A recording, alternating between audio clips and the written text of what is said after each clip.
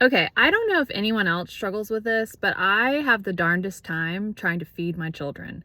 There is a very small menu of items that they enjoy eating: macaroni and cheese, pizza, chicken nuggets, tacos, and spaghetti. And oh, I can't eat any more spaghetti. So I've been trying to branch out and make some new things because, variety is the spice of life. And so yesterday I went to the store and I got all the ingredients to make chicken coconut soup, which is something that we often order on DoorDash because we love Thai. And that's one of the things my oldest daughter will order every time is chicken coconut soup. So I thought this has to be a home run. So I spent the whole afternoon in the kitchen. Chicken coconut soup is an easy recipe, but it's hard to get the flavors right because it's got lots of different things going on. And, I didn't find everything exactly as it's supposed to be from the local Publix because it's, you got to get lemongrass and you got to get the fish sauce, and some things were there, some things weren't. So I just kind of had to improvise. Anyway, so I make the chicken coconut soup and I serve it up. And I actually think I've done a decent job because I also like chicken coconut soup. I know what it's supposed to taste like, and I tasted it and I was like, okay, not bad, Mom. So I serve it up, and Aubrey, my oldest, tries it first and she's like, I don't like the soup.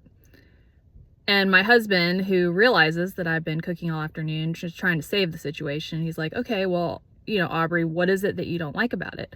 And she had a list. She's like, the chicken texture is weird. The broth doesn't taste quite right. It doesn't have the... And she listed like 3 other very specific things. I'm like, okay, well, now apparently you're a culinary expert. So she didn't like it. She didn't eat it. My youngest didn't like it, didn't eat it. So I had a bowl and my husband had 3 bowls of chicken coconut soup. And they ended up leaving the table and getting a Z-Bar and I think a bag of popcorn instead. So, because I have this rule, I only make one dinner. If you don't like the dinner I make, then find something else to eat in the kitchen. That's where I draw the line. So anyway, my husband and I, after they left, as we continued to eat copious amounts of chicken coconut soup because I made a huge bowl, or a huge pot, we were trying to think about, how could we do this better? How could we get our kids to eat food? And then we both, like at the same moment, remembered their absolute favorite thing that they love to eat: DoorDash. So here's the thing.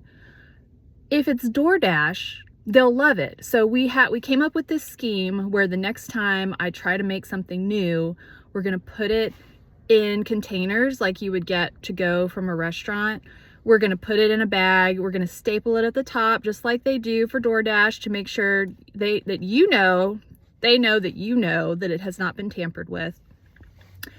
We're going to staple a fake receipt to the bag, put it on the front porch. Now, our door does make a little chime when you're coming and going, so we're going to have to time this such that I exit the house, it'll chime, leave the door slightly ajar, go around to the front door, place the DoorDash bag just so, take a picture of it, of course you got to have the picture, and then come back through the door that is ajar, close it, and then wait maybe like 15 minutes, and then I'll look at my phone and say, oh my gosh, DoorDash is here. And then when my kids are like, oh, we didn't realize that you had ordered DoorDash, I'll be like, surprise. And then they'll go to the door, they'll open it and be like, DoorDash. Bring it to the kitchen, take it out. Oh my gosh, it's chicken coconut soup. Eat it. They'll probably love it because their favorite thing in the world is DoorDash. And then I will have successfully fed my children a home-cooked meal. So I'm feeling pretty good about this plan. And, you got to do what it takes to feed your kids.